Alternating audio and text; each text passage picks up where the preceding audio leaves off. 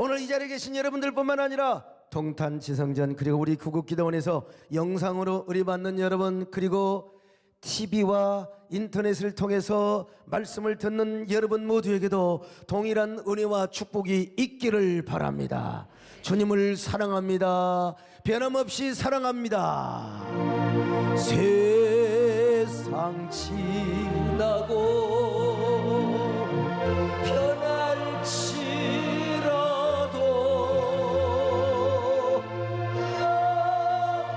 영원하신 주에서 찬양합시다.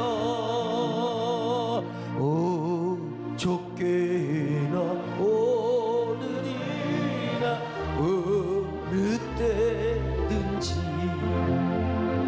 영원토록 변함없 거룩한 말씀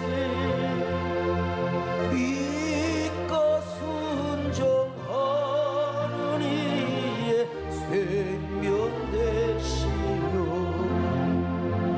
한량 없이 아름답고 깊은 말이 어저께나 할렐루야 어저께나 오늘이나 영원히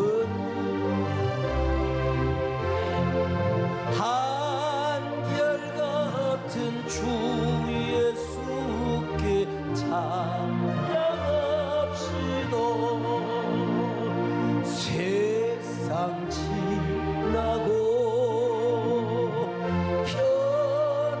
변할지라도 영원하신 주 예수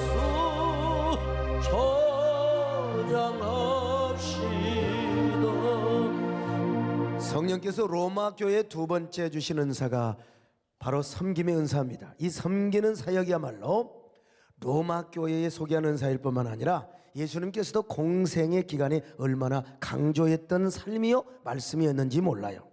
예수님께서 십자가에 죽으시게 하여 예루살렘으로 가시는 길이었습니다. 십자가에 죽으시러 가는 길에 주님은 자기가 어떻게 십자가에 죽을 것을 말씀하셨습니다. 마가복음 10장 32절로 34절입니다. 시작. 예루살렘으로 올라가는 길에 예수께서 그들 앞에 서서 가시는데 그들이 놀라고 다른 자들은 두려워하더라. 이에 다시 12제자를 데리시고 자기가 당할 일을 말씀하여 이르시되 보라, 우리가 예루살렘에 올라가노니 인자가 대제사장들과 서기관들에게 넘겨짐에 그들이 죽이기로 결의하고 이방인들에게 넘겨주겠고 그들은 능욕하며 침뱉으며 채찍질하고 죽일 것이나 그는 3일 만에 살아나리라 하시니라. 그러자 세베대의 아들 야고보와 요한이 주님 앞에 나와서 자기들이 구하는 바를 아뢰었습니다. 마가복음 10장 35절로 37절입니다. 시작. 세베대의 아들 야고보와 요한이 주께 나와 여짜오되 선생님이여 무엇이든지 우리가 구하는 바를 우리에게 하여 주기를 원하옵나이다. 이르시되 너희에게 무엇을 하여 주기를 원하느냐. 여짜오되 주의 영광 중에서 우리를 하나는 주의 우편에 하나는 좌편에 앉게 하여 주옵소서. 여러분 보세요. 예수님께서 예루살렘의 보좌 위에 앉으실 때 우리 형제 중에서 하나는 좌의정 하나는 우의정에 앉혀주시기를 바랍니다. 다른 제자들이 듣고 얼마나 화가 났겠습니까? 자, 마가복음 10장 41절 보실까요? 시작. 열제자가 듣고 야고보와 요한에 대하여 화를 내거늘.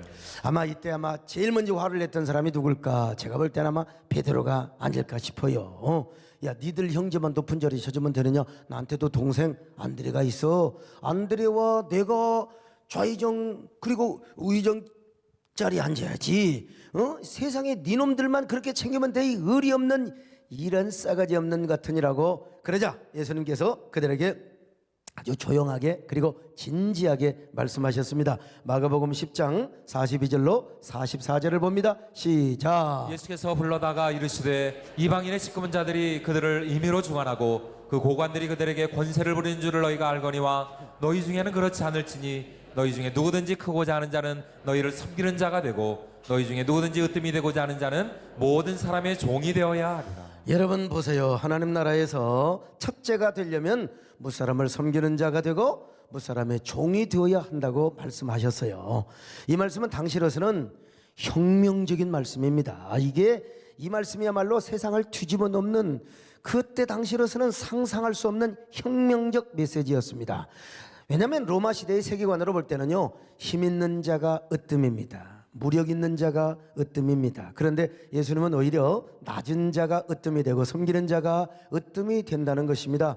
이거 혁명이 아닐 수가 없어요. 이런 반전의 메시지가 아닐 수가 없어요. 그래서 제자들에게도 충격이었거니와 유대 지도자들과 로마 시민들에게 충격을 주는 역설적 메시지였습니다. 하나님 나라의 삶과 리더십의 근간이 되었기 때문이죠. 그러므로 여러분도 이런 서번트 리더십, 섬기는 자가 되시기를 바랍니다. 섬기는 리더십을 행사하시기를 바랍니다. 우리 옆 사람하고 인사 좀 합시다. 집사님은, 장로님은 어쩌면 그렇게 잘 섬기게 생기셨습니까? 겸손히 주를 섬길 때 괴로운 일이 많으나 구주여 내게 인주사 잘 감당하게 하소서. 그런데 주님은 골고다로 가는 길에서 이런 말씀을 하셨습니다. 그리고 나서 예수님께서는 예루살렘에 도착하자마자 제자들에게 몸소 섬김의 본을 보여주셨는데 그 본이 바로 뭐냐? 아이고, 세상에 십자가에 죽기 전날 밤, 죽으시기 전날 밤 제자들의 발을 씻어주시는 것입니다. 당시에 유대인들은 발바닥만 있는 샌달이라고 하는 신을 신고 다녔습니다. 그러니까 바깥에 나갔다 오면 그냥 발이 먼지 투성이란 말이죠. 우리 쓰리바보다도 더 하는 거 있잖아요. 그래서 그들은 발을 항상 들어갔다 나올 때는 항상 발을 씻어야 했어요. 유대인들 아주 귀한 손님이 집에 오면은 종들을 시켜서 발부터 씻겨주는 문화가 있었습니다. 그런데 주님이 앉아 계신 유월절 만찬석에서는 종이 없습니다. 누가 발을 닦아줄 사람이 없어요. 그래서 예수님이 세수대야를 갖다가 친히 12 제자들의 발을 씻어 주었단 말입니다. 아이고, 여러분 얼마나 놀라운 일입니까? 어떻게 그 선생이, 지금은 뭐 그럴 수 있지만 서번트 리더십이라고, 아니 옛날에는 그게 그런 게 없어요. 유대인들은 이건 생각, 종이 상전에 종이 주인의 발을 씻겨주는 거지, 절대로 하나님께서 사람이 되어 오신 것도 놀라운 일인데 스스로 종이 되셔서 제자들의 발을 씻겨준다?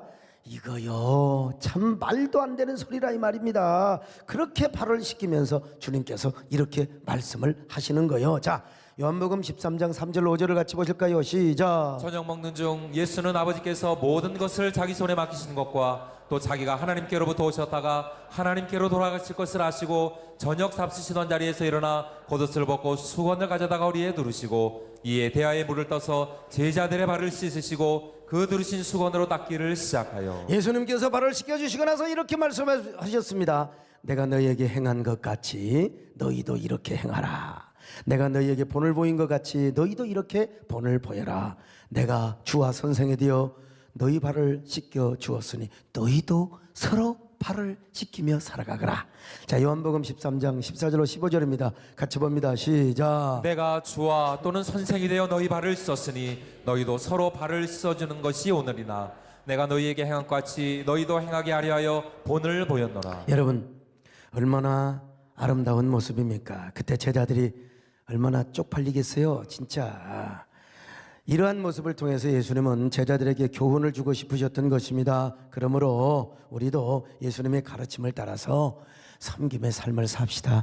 여러분, 그냥 아멘만 하지 마시고 남의 발을 닦아주고 남의 발을 씻어주는 그런 마음으로 우리가 사랑하며 섬기며 남을 나보다 낮게 여기는 그런 마음을 가지고 우리 섬기며 살아갑시다. 그래야 예수님의 진정한 제자가 되는 거예요. 주의 예수님처럼 바울처럼 그렇게 살게 하여 주시옵소서. 이런 은혜를 주시옵소서. 섬김을 통하여 내가 주님 앞에 높은 자가 되게 하여 주옵소서. 할렐루야. 예수님처럼 바울처럼 그렇게 살 순 없을까? 남을 위하여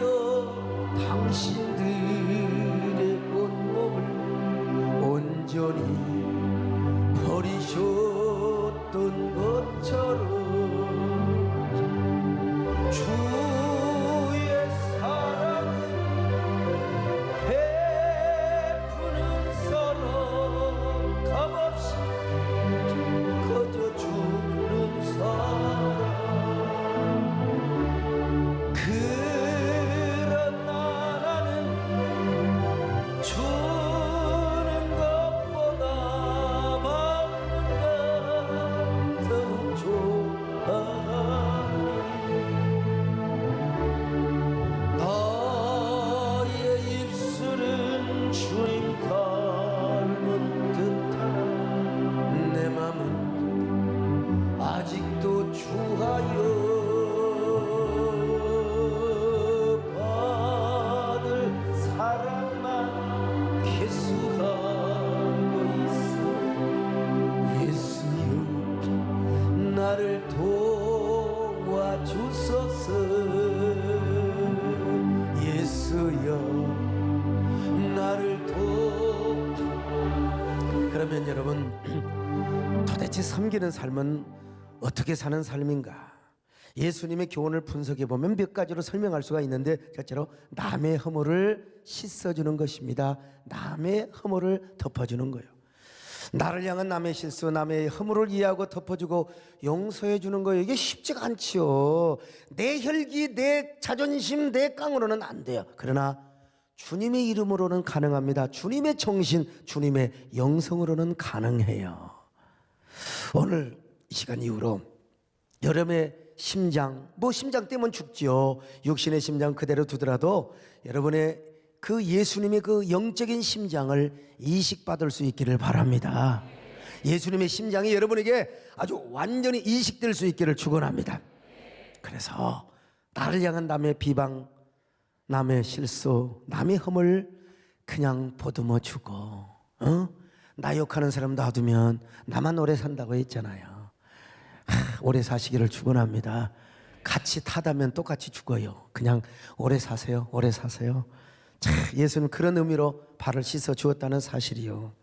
두 번째, 남을 끝까지 사랑해 주는 겁니다. 예수님께서 발을 씻기 전에 어떤 말씀을 하셨습니까? 세상에 있는 사람들을 사랑하시되 끝까지 사랑하셨다고, 제자들을 사랑하시되 끝까지 사랑했다고 말씀하고 있습니다. 요한복음 13장 1절 같이 보실까요? 시작. 6월절 전에 예수께서 자기가 세상을 떠나 아버지께로 돌아가실 때가 이른 줄 아시고 세상에 있는 자기 사람들을 사랑하시되 끝까지 사랑하시니라. 구약의 율법으로 보면요, 눈은 눈으로 이는 이로 그렇게 보복을 해야 됩니다. 그러나 그건 앳계명이요. 주님께서 세 계명을 주셨잖아요. 세 계명은 서로 사랑하라 그랬어요. 나를 미워하고 나를 모독하는 사람까지 사랑하라. 이 세 계명을 지켜야 비로소 예수님의 제자가 된다고. 진짜 정말 그래도 읽어봐요. 요한복음 13장 34절로 35절 같이 보실까요? 시작. 새 계명을 너희에게 주노니 서로 사랑하라. 내가 너희를 사랑한 것 같이 너희도 서로 사랑하라. 너희가 서로 사랑하면 이로써 모든 사람이 너희가 내 제자인 줄을 알리라. 서로 사랑하라. 그래야 내 제자인 줄 안다. 그러니까 여러분, 우리가 아무리 열심을 품고 교회를 섬겨도 서로 미워하고 그냥 그 물고 뜯고 싸우면서 증오하는 마음이 있으면 내 제자인 줄을 사람이 모른대. 내가 그래도 사랑해야 사람들이 예수님 제자가 맞아. 진짜 예수님 제자야. 할렐루야. 여러분 다 이런 사람 되시기를 주의 이름으로 축원합니다. 왜 세 계명을 우리 주님에게 주셨는데 주여. 그래서 이성복 목사님은 날마다 이런 노래를 불렀잖아요. 이 풍진 세상을 만났으니 우리의 할 일이 무엇인가. 입으로만 부르지 마시고 가슴으로 부르시기를 바랍니다. 이 풍진 세상을 만났으니 우리 할 일이 무엇인가. 믿음과 소망과 사랑 중에 제일은 사랑이라. 형제여 서로 사랑하자. 우리 서로 사랑하자. 사랑의 주님 말씀 지켜 힘써서 사랑하자.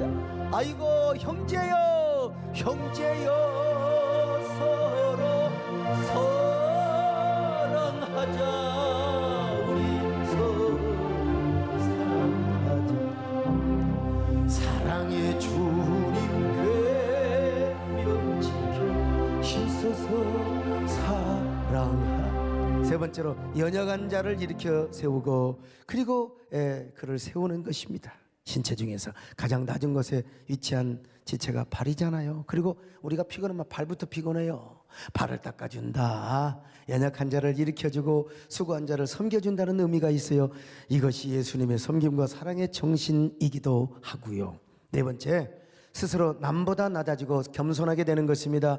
발을 씻어주는 거, 여러분 누가 봐도 유대 문화나 지금 우리 문화나 발을 씻어주는 거, 이거 얼마나 아름다운 모습인지 몰라요. 세상에서 잘나고 똑똑한 자들이 남을 지배하고 군림하지요. 권력의 칼자루, 온갖 재력의 칼자루, 자기 힘을 과시하고 막 남을 지배하지요. 그래서 못나고 연약한 자들은 여러분 날마다 남을 수종하게 될 수밖에 없어요. 그러나 하나님 나라는 반대라는 거지요. 높은 자가 낮은 자를 섬기고 큰 자가 작은 자를 섬겨야 한다는 것입니다. 그래야 예수님의 참된 제자가 된단 말이에요. 바로 그런 사람이 하나님 나라 안에서는요 가장 영광스러운 자가 되고 가장 행복한 자가 된다는 거예요. 가장 정말로 하나님 앞에 예수님의 참된 제자가 될 뿐만 아니라 성자도 될 수 있는 겁니다. 제자를 넘어 일꾼을 넘어 성자가 될 수 있는 것이요. 여러분, 성 프란시스 코라고 하는 유명한 사람이 있었어요. 이 귀족의 아들로 태어났어요. 근데 그 아버지 재산을 갖다가 다 가난한 자들에게 팔아가지고 아버지가 아들하고 재판을 합니다. 아버지가 그래가지고 그냥 이 아버지 재산을, 그러니까 뭐 이해는 되지만 그래도 아들이 가난한 사람 어디 가서 주색 잡기 하고 탕진하고 그런 것도 아니고 가난한 자들 도와줬으면 내 아들이 훌륭하다 칭찬하고 그랬으면 좋았을 텐데 그냥 재판을 할 정도로. 그래서 그는 이제 집을 홀로 나갔지요. 수도사가 되어서 복음을 전하고 다녔습니다. 그러던 어느 날 말을 타고 지나가던 중에 진짜 보기에도 참혹한 한센 환자를 만납니다. 옛날 한센병은 무조건 전염이라고. 그래서 구약에서요 한센 환자를 보면은 돌을 던져서 물러가게 했습니다. 왜? 전염이 돼서. 바람 부는 방향에 하면 그냥 멀리서 그냥 돌을 던져갖고 도망가게 만들었다 이 말이에요. 그런데 성 프란시스가 하늘로부터 감동이 온 거예요. 그래서 그 감동을 따라서 말에서 내려서 그 한센 환자를 꼭 껴안고요 뜨겁게 포옹을 했습니다. 그리고 얼굴에 입맞춤까지 했어요. 뭐라고 이야기한 줄 아세요? 사랑하는 나의 형제여, 하나님이 그대를 얼마나 사랑한지 아세요? 그렇게 말을 하며 막 입을 맞췄습니다. 그런데 입을 맞추고 나서 한센 환자 얼굴을 봤더니 그 얼굴이 해같이 밝은 예수 그리스도의 얼굴이었다는 거예요. 그런데 잠시 그 형상이 보였다가 사라졌어요. 성 프란시스가 감격하며 이렇게 물어봤답니다. 예수님, 왜 저에게 이런 한센 환자, 나병 환자의 모습으로 나타나셨습니까? 조금 전에 나병 환자가 정말로 주님이셨단 말입니까?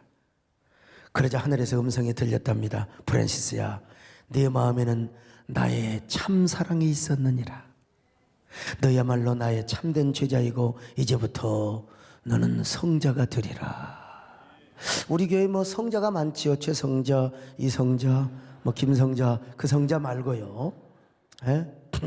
그래서 그때부터 그는 성자가 되었고 이 세상에서 가장 영광스럽고 행복한 삶을 살게 되었다는 거예요. 얼마나 아름다운 이야기입니까?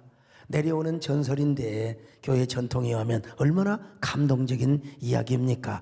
오늘 여러분도 예수님의 가르침을 따라서 서로 사랑하며 섬기는 자가 되시기를 축원합니다. 사랑을 실천하고 섬김을 실천하는 주님의 참 제자들이 되시기를 주님의 이름으로 축원합니다. 사랑하는 자들아, 사랑하는 성도요, 우리 모두 사랑하며 섬기며 살아갑시다. 사랑하는 자들,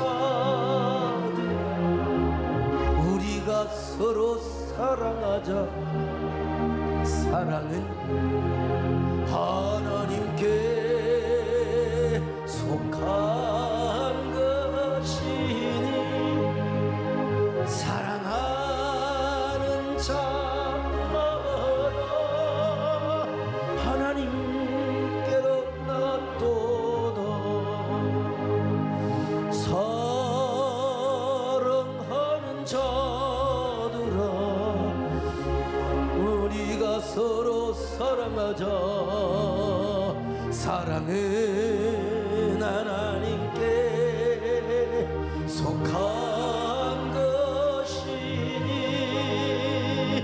사랑하는 자마다 하나님께로부터다. 사랑하는 자들아 서로 사랑하자. 사랑은 하나님께 속한 것이니 서로 사랑하며 서로 사랑하며 주께서 우리 안에 거시리로다. 그런데요, 이런 섬김과 사랑이 로마 교회에는 성령의 은사로 나타났어요. 이게 바로 뭐냐? 섬김의 은사입니다. 자, 로마서 12장 7절 같이 봅니다. 시작. 혹 섬기는 일이면 섬기는 일로, 혹 가르치는 자면 가르치는 일로. 섬기는 일이면 섬기는 일로, 이 짤막한 섬김의 은사를 소개하고 있습니다. 근데 그 은사가 헬라어로 디아코니아라고 되어 있는데요, 이 디아코니아란 말은 섬기는 일, 그리고 구조, 원조 등의 의미입니다. 이것을 직분원으로 표현할 때는 집사라는 말이죠. 이 디컨이란 말이 여기서 나온 거예요. 무슨 말이냐?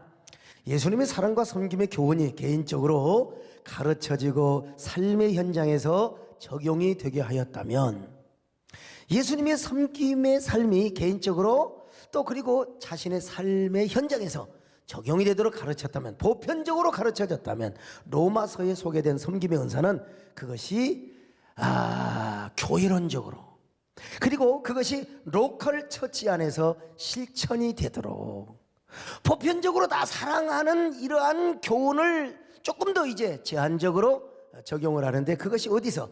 로컬 처치 안에서 실천이 되도록 가르쳐졌다는 것입니다. 다시 말하면 디아코니라는 섬김의 은사가 교회론적으로 소개되고 가르쳐지고 실천이 되도록 했다는 것입니다.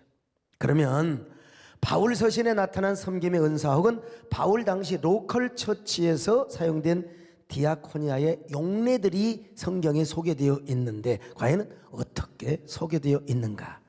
우리가 살펴볼 필요가 있습니다. 첫째로 사랑의 봉사였습니다. 사랑의 봉사. 자, 고린도전서 16장 15절 같이 보실까요? 시작. 형제들아, 스네바나의 집은 곧 아가의 첫 열매요 또 성도 섬기기로 작정한 줄을 너희가 아는지라. 내가 너희를 권하노니. 여기서 스데바나 집사가 성도들을 사랑으로 섬겼습니다. 자기 집을 교회로 내어주고 자기 집으로 오는 성도들을 얼마나 사랑으로 대하고 친절하게 섬겼는지 몰라요. 왜? 스데바나는 사랑의 은사, 섬김의 은사를 받았어요. 솔직히 옛날에 그랬잖아요. 이렇게 보면 우리나라도 자기 집에서 교회를 개척하고 그러면 애새끼부터 텃세 노릇을 해요. 그리고 그 주인이 말이죠, 막 꼬장꼬장하게 입고 옷도 그냥 아주 그냥 칠레칠레 입고 오는 사람들 눈치 보고 막 그냥 이빨도 안 닦고 그냥 이런 사람들, 냄새나는 사람 눈치 보고 하면서 막 텃세 부리는. 여러분, 스데바나는 그렇지가 않아요. 얼마나 성도들을 사랑으로 섬겼는지 몰라요. 자기 집으로 오는 성도들을 얼마나 사랑으로 대접하고 친절하게 대하고 얼마나 섬겼는지 몰라요. 그러니까 참 이 스데바나가 얼마나 훌륭하고 위대한지 섬김의 은사를 받았기 때문에 그렇습니다. 주여, 언제나 우리도요, 다 그럴 수는 없지만 하나님 나에게 섬김의 은사를 주시옵소서. 사랑의 은사를 주시옵소서. 그저 내가 교회 와서 섬기고 받들고 사랑하게 하옵소서. 두 번째는 이제 사도의 직무도 섬기는 거였어요. 로마서 11장 13절 같이 보실까요? 시작. 내가 이방인인 너희에게 말하노라. 내가 이방인의 사도인 만큼 내 직분을 영광스럽게 여기노니. 여러분, 옛날이나 지금이나요, 목회를 하는 것은 보통 일이 아닙니다. 목회 아무나 할 것 같습니까? 뭐 말 잘하면 할 것 같아요? 여러분, 성질 있는 대로 부리고 어떻게 목회를 합니까? 그러므로 사도가 되었든 목사가 되었건 진정한 하나님의 종이라면 섬기는 사람이 되어야 합니다. 섬김의 은사를 받아야 사도를 할 수 있고, 과거에는 사도지요 목사를 할 수 있는 거예요. 그러나 목사만 섬김의 은사를 받으면 어떻게 되겠습니까? 목사는 죽어라 섬기는데 장로님들이 그냥 또 성도들이 그냥 객꼬라지 다 내면서 그렇게 되면 어떻게 되겠습니까? 우리 여러분, 저와 함께 하나님도 잘 섬기시고요, 교회를 섬기며 성도들을 잘 섬겨야 되지 않겠습니까? 목사는 섬기는데 중직들과 집사들이 서로 싸우고 다투면 어떻게 되겠습니까? 어떻게 되겠어요? 여러분, 언제나 섬김의 은사를 사모하시기를 축원합니다.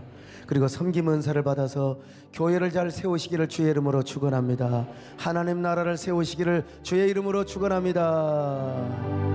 낮은 해처럼 아멘 달처럼 그렇게 살 순 없을까? 나 힘도 없이 어두운 세상 비추 온전히 남을 위해 살듯이 너의 일생에 꿈이 있다면 이 땅에 빛과 소금 되며 가난한 영혼 지친 영혼을 주님께 인도하고픈데 나의 욕심이 나의 못난 자 언제나 아직도 좋아요. 나를 짓눌러 맘을 곱게 예수여 나를 도와주소서. 예수여 예수여 나를 도와주소서. 그런가 하면 세 번째로 교회 공동체 안에서의 모든 봉사였습니다. 에베소서 4장 12절입니다. 시작. 이는 성도를 온전하게 하여 봉사일을 하게 하며 그리스도의 몸을 세우리 하심이라. 여러분, 교회 안에서 모든 섬김, 뭐든지 이 봉사하는 거, 섬기는 거, 이게 섬김의 은사입니다. 여러분, 교회는 모든 것이 봉사여야 합니다. 그것이 자신의 업이 아닌 한 봉사 정신의 토대 위에서 교회를 섬겨야 됩니다. 근데 지휘자나 반주자가 교회 안에서 사례를 받을 수 있는 거죠. 그러나 충분히 생활이 되고 충분히 능력이 되면 안 받는 것이 훨씬 좋고요. 그러나 그것이 업이면 받아야죠. 살아야 되니까. 레위인도 그렇잖아요. 살아야 되니까. 당연히 받아야죠. 그러나 충분히 생활이 되는 사람은 봉사하는 것이 훨씬 좋다는 거예요. 이것은 제가 개척기 때부터 주장해 왔던 것인데, 그러나 여러분요, 어쩔 수 없지요. 음악을 해서 생활을 해야 되는 사람 당연히 교회에서 대우를 해야 됩니다. 이것이 또 원칙이기도 하고요. 그러나 여러분, 교회는 모든 것이 봉사합니다.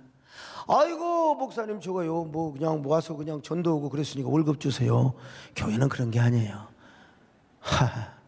교회 아예 전문적으로 교회에서 직원을 채용하기까지는, 나 교회에서요, 내가 교회를 위해서 오늘 또 아침부터 저녁까지 계속 내가 또 동턴에서 전도했어요. 제가 기흥에 가서 전도했어요. 그러니까 저 가난하니까 돈 주세요. 이거는 아니라는 거예요. 교회는 섬김이 기본이다. 할렐루야. 섬김이 기본이요. 여러분 다 우리 장로님들 불쌍하잖아요. 뭐 돈을 받습니까? 뭐 합니까? 옛날 그 시골에서 막 비가 오니까요. 그냥 비가 오니까 이제 옛날 시골에 막 지붕이 그 헐어가지고 이제 뭐 그 비가 셀 거 아니요. 그러니까 그 장로님이 그냥 비가 오니까 막 헐레벌떡하고 달려가는 겁니다. 계속 뛰어가는 거예요. 면장이 시골에서 뭐 장로님이 지역의 유지니까 아유 어디를 그렇게 달려가느냐고 비가 와서 지금 혹시 교회 지붕에 쓰레트가 셀까 싶어서 지금 그거 막으러 간다고. 그러니까 면장이 물어보더래요. 아이고 장로님은 교회에서 얼마를 월급 받습니까? 그렇게 달려갑니까? 아니요 면장님 나는 돈을 내고 예수를 믿습니다. 내가 오히려 11조를 내고 야 이것이 무엇입니까? 장로의 행복이고 이것이 하나님 나라의 속성이고 여러분 교회가 디아코니아 하는 곳입니다. 아멘. 이거 해야지요. 육신적으로 생각하면 진짜 이거 교회가 개판이 되는 겁니다. 여러분 하나님께서 이런 사람에게 더 크게 봉사하실 줄로 믿습니다. 우리 전정숙 권사님 전도사 칭호가 필요해서 신학도 했어요. 백석에서. 충분히 생활이 되니까 사례비 주지 않고 그냥 서장로님 연금 나오니까 우리 전정숙 전사님도 연금이 나오니까 그것 먹고 살아라. 응? 교회는 봉사를 기본으로 하는 것입니다, 여러분. 그럼 목사님도 봉사하세요. 그러면 내가 택시 운전을 하든지 아니면 내가 세상에 나서 일을 해야죠. 내가 일을 해야죠. 그러나 그러면 우리 전사님도 여러분 이분들은 구약의 레인과 같은 사람들입니다. 그래서 이분들은 세상에 업이 없어. 이제 여호와의 화제물과 분깃이 바로 업이 되는 거예요. 그러니까 교회에서 나오는 헌금으로 국가의 세금으로 주지 않습니다. 그래서 교회에 나오는 헌금으로 성도들 헌금으로 이제 교육자들 사례비를 주고 직원을 대접하고 우리가 살아가는 거죠. 깨달아지면 아멘합니다. 그러므로 여러분 우리 교회는 항상 여러분 죽는 그날까지 디아코니아가 여러분의 업이 되시기를 축원합니다. 마지막 네 번째로요. 헌금을 모으거나 독려를 하는 것도 섬김의 은사였어요. 자, 성경 잘 봐요. 고린도후서 8장 2절로 4절입니다. 시작. 환난의 많은 시련 가운데서 그들의 넘치는 기쁨과 극심한 가난이 그들의 풍성한 연모를 넘치도록 하게 하였느니라. 내가 증언하노니 그들이 힘대로 할 뿐 아니라 힘에 지나도록 자원하여 이 은혜와 성도 섬기는 일에 참여함에 대하여 우리에게 간절히 구하니. 여러분 분명히 봤어요. 이 은혜와 성도 섬기는 일에. 마게도냐는요 진짜 불경기 중에 불경기였어요. 정말 너무너무 경기가 안 좋았어요. 그런데 그들은 힘에 겹도록 힘에 지나도록. 아이고 저도 이 말씀을 오늘 쭉 보면서 제가 참 많이 옛날에 그렇게 제가 헌금 제가 제일 많이 했어요. 우리 장로님들 요즘 새 장로님들 아셔야 돼. 내가 제일 많이 했습니다. 제일 많이 했어요. 근데 그때는 많이 하고 여러 가지 지출 같은 거 있잖아요. 이런 걸 또 정식 지출을 받아서 또 교계에 필요한데 하다가 요즘은요 목사가 헌금을 많이 하는 것은 관심 안 두고 목사가 많이 지출한 것에만 관심을 두는 시대. 그래서 난 지출 안 합니다. 그냥 사무국장이 알아서 하고 그냥 대외적인 거 김무기 장로는 하지 저는 안 해요. 그냥 혹시라도 사람이 또 가론 유다가 태어날지도 모르고. 그래서 제가 이제 헌금을 많이 하는 것보다 어떻게든지 제가 여러분 도덕적으로 윤리적으로 깨끗해야 될 거 아니겠어요. 그래서 이제 주님의 이름으로 쓰고 주님의 이름으로 사용을 하고 이렇게 하는데 야 그때 이 마게도냐 성도들의 그 모습을 생각하니 와 힘에 겹도록 힘에 지나도록 헌금을. 그리고 자기만 하는 게 아니라 남도 우리 같이 합시다. 같이 교회를 섬깁시다. 성도들을 구제합시다. 우리가 하나님 나라를 확장하기 위하여 우리가 물질을 바칩시다. 여러분 이런 일이 뭐냐? 바로 성도를 섬기는 디아코니아로 기록이 되었다는 것입니다. 참. 그런데 이러한 일이 디아코니아. 여러분 고린도 후서 8장 4절 다시 한번 확인해 볼까? 시작. 이 은혜와 성도 섬기는 일에 참여함에 대하여. 할렐루야. 이 은혜와 성도 섬기는 일에 그분입니까? 고린도후서 9장에도 이 사실을 소개하고 있습니다. 자, 고린도후서 9장 1절 같이 봅니다. 시작. 성도를 섬기는 일에 대하여는 내가 너희에게 쓸 필요가 없나니. 여러분, 이 성도 섬기는 게 지금 헌금하고 헌금을 독려하는 일을 성도 섬기는 일에 대하여 말씀하고 있습니다. 이렇게 표현하고 있습니다. 고린도후서 9장 12절 가지 봅니다. 시작. 이 봉사의 직무가 성도들의 부족한 것을 보충할 뿐 아니라 사람들이 하나님께 드리는 많은 감사로 말미암아 넘쳤느니라. 여러분, 그러니까 초대교회는요, 헌금 걷어가지고 먼저 복음을 전하고 두 번째가 구제하는 일이었어요. 그때 너무 아주 그냥 가난한 사람이 많으니까 그렇게 해서 교회를 세워, 그래야 영혼이 구원받고 그래야 교회가 세워질 거 아니겠어요. 이게 뭐냐? 디아코니아, 섬김의 은사, 섬기는 일로 설명하고 있습니다. 여러분, 이렇게 해서 하나님의 나라 세워지고 하나님의 교회가 세워지고 영혼이 구원받는 일에 다 쓰여진 거예요. 교회가 그런 일을 하고 있는 거 아니겠습니까? 오늘 여러분들 이걸 아셔야 됩니다. 오늘날 많은 사람들이 헌금 설교를 하거나 헌금을 독려하고 강요하면 그것을 막 부정적으로만 생각하고 인위적이고 물량적인 것으로만, 세속적인 것으로만 막 그냥 그렇게 오해를 하는 사람이 있습니다. 물론 그런 면이 있겠죠.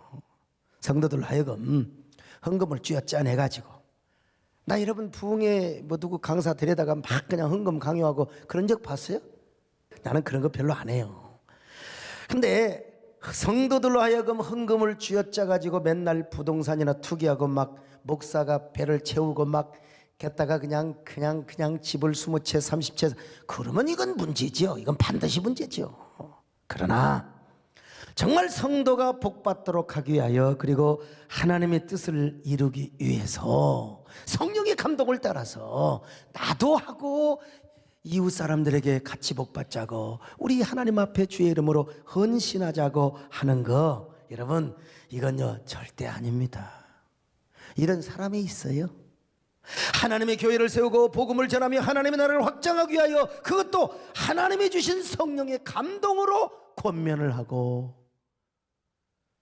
권위를 하는 것은 절대로 물량주의가 아니라는 사실을 우리가 아셔야 됩니다. 인위적인 것이 아니라는 걸 아셔야 됩니다. 정말 내가 성령의 감동을 받았어요. 마게도냐 교인들처럼 무리하게 헌금을 했네. 내가 그냥 그 분위기에 들떠서 그런 게 아니라 내 마음에 감동이 왔어요. 진짜 힘이 지나도록 헌금을 하면 그것도 여러분 하나님께서 헌금을 나는 특별한 섬김의 은사를 주셨다는 것을 알아야 됩니다. 하나님 반드시 채워주시고 보상을 해주심을 믿으시기를 바랍니다. 반드시요. 하나님이 채워주시고 보상해 주신다. 정말 성령의 감동을 받고 성령의 인도하심을 받은 자에게, 그래서 여러분 우리가 헌금을 독려하고 이번에 우리가 하나님 앞에 보험잔 잘 듭시다. 우리 힘들지 않다. 1년 헌금을 하나님 앞에 씨를 뿌리자. 정말 우리가 1년 축복을 위하여 하나님 앞에 다시 한번 하자. 과거는 과거고 하나님, 우리 하나님께서 복 주실 줄 믿고 우리에게 하나님의 건강 주시고 교회를 섬길 수 있는 이런 은혜를 주셨지 않느냐. 이렇게 독려하고 헌신을 종용하는 거 여러분 아무나 할 수 없어요. 직접 아무나 할 수 없어요.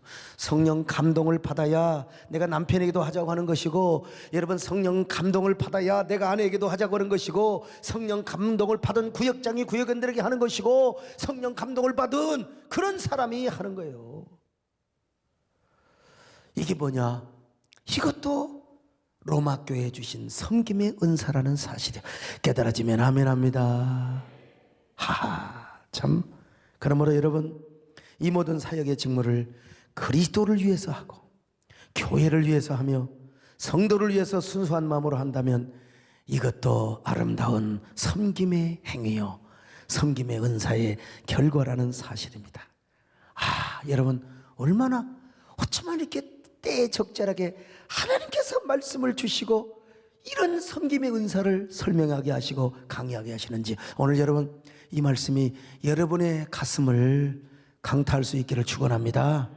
여러분의 심령에 그리스도의 심장으로 이식되시기를 바라며, 오늘 이 말씀을 듣는 여러분들이요, 아, 목사가 헌금하라고 하는구나, 그렇게 받지 마시고, 아, 이거는 나들으라고 하는구나, 때에 맞게 하나님 절묘의 타이밍에 하나님이 나에게 이런 말씀을 하시는구나, 우리 교회에 꼭 필요한 말씀이구나 깨달으시기를 축원합니다. 할렐루야. 이러한 삶을 사는 사람, 우리 하나님은 죽지 않았습니다. 거짓말하지 않습니다. 절대로 사기치지 않습니다. 여러분, 갈라디아 6장 7절로 10절을 보실까요? 시작. 스스로 속이지 말라. 하나님은 업신여김을 받지 아니하시나니 사람이 무엇으로 심든지 그대로 거두리라. 자기 육체를 위하여 심는 자는 육체로부터 썩어질 것을 거두고 성령을 위하여 심는 자는 성령으로부터 영생을 거두리라. 우리가 선을 행하되 낙심하지 말지니 포기하지 아니하면 때가 이름에 거두리라. 그러므로 우리는 기회 있는 대로 모든 이에게 착한 일을 하되 더욱 믿음의 가정들에게 할지니. 제가 여러분 처음 성대 수술을 하고, 이 사람들은요, 제가 막 철인인 줄 아나 봐. 철인은 아니잖아요. 그래도 이제 그냥 목사가 신방 오기를 바라고, 그때만 해도 조금 제가 생태계 사역을 좀 덜 할 때입니다. 그때 제가 녹음기에다가 녹음을 했습니다. 우리 방송실에서 김재현 집사님이 녹음을 했는데, 심는 대로 거두리라. 그러면서 그 설교를 제가 쫙 녹음을 해놓고 기도까지 녹음을 하고 칠판을 가지고 다니면서 제가 이 신방을 했죠. 그래서 부목사님에게 어디 찾아라, 찬송가 어디 불러라. 저는 말을 못하니까. 그리고 그 본문을 제가 한 3개를 했는데요, 제일 많이 하는 게, 즉 그 집에 가서 테이프를 3개 갖고 다니다가 제일 많이 하는 게 바로 오늘 이 본문이었습니다. 오늘 말씀이요, 무엇으로 심든지 그대로 거두리라. 참 제가 기도는 못하지만 눈물로 기도한 거죠. 그래, 녹음기를 딱 틀어놓으면 기도를 하는 거예요. 그러니까 제가 그 수술을 하기 전에 그 허스키한 목소리로 이 가정을 위해서 간절히, 하나님, 내가 녹음 테이프로 기도하지만 많은 녹음 테이프, 내가 마음으로 기도할 거 아니에요, 인격으로 기도할 거 아니에요. 그러면서 제가 쭉 신방을 다녔던 적이 있습니다. 그때는 몰랐지. 정말 그때 신방 받은 사람들 함께 눈물로. 근데요, 나는 그래서 내 무덤에다가 뭐 납골당을 하건 어쩌건 조그마한 비석을 하나 만들어서 평생 하나님의 살아계심을 목이 터져라 외치던 한 주의 종이 여기 잠들다.